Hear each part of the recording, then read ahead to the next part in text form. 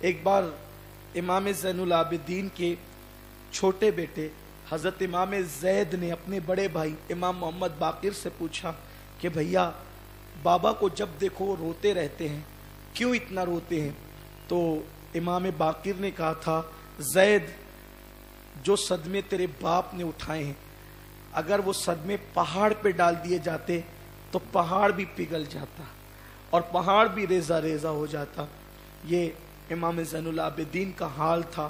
آپ لوگوں سے بہت کم باتیں کرتے تھے، بہت مختصر باتیں کرتے تھے، اور آپ اپنی اکثر آمدنی کا حصہ مدینہ منورہ کے غریبوں میں خرچ کرتے تھے، حتیٰ کہ رات میں جب مدینے کے غریب سو جاتے تو آپ اپنے پیٹھ پر اناج اور سامان لاد کر چپکے سے ان غریبوں کے گھر پہ ڈال کر آتے اور اس پہ چٹھی لگا دیتے کہ یہ چوری کا یا لوٹ مار کا کوئی مال نہیں ہے، تمہارا یہ حق ہے اور ایک اللہ کے بندے کی طرف سے یہ تمہیں دیا جاتا ہے۔ چونکہ آپ کو خوف تھا کہ مدینے والے اب بھی اتنے نیک ہیں کہ اپنے آنگن میں یہ پڑا ہوا پا کر سوچیں کوئی مسافر چھوڑ تو نہیں گیا، تو وہاں چٹھی ڈال دی جاتی کہ یہ تمہارا حق ہے۔ تو لوگ ڈھونڈتے کہ آخر ایسا مدینے کے غریبوں کا کون غم گسار ہے کہ جو ہمارے ساتھ اتنا بہترین سلوک کرتا ہے۔ آخر کار امام زین العابدین کی زندگی لوگوں کو راس نہ آئی اور لوگوں نے پھر ایک دھوکہ کیا کہ امام زین العابدین کو بھی زہر دیا، بدبختوں نے ان کو بھی زہر دیا۔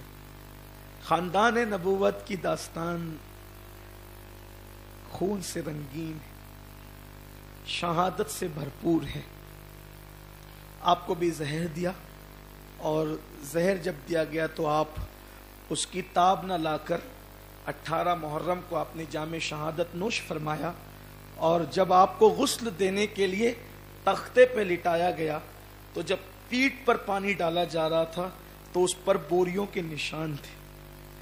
تو خاندان نبوت کے شہزادوں سے پوچھا گیا کہ امام زین العابدین تو کربلا کے بعد باہر نکلتے ہوئے بہت کم دیکھے گئے، تو یہ پیٹھ پہ نشانات تو بوریوں کے مزدوروں کی پیٹھ پہ ہوتے ہیں، یہ نشان کیسے ہیں؟ تب مدینے کے مسکینوں نے پکارا۔ آج اس پر اسرار غم گسار کا پتہ چل گیا۔ جو غریبوں کے گھروں میں بوریاں ڈال کر اناج کی جاتا تھا وہ کوئی اور نہیں تھا، وہ حسین کا بیٹا علی ابن حسین تھا۔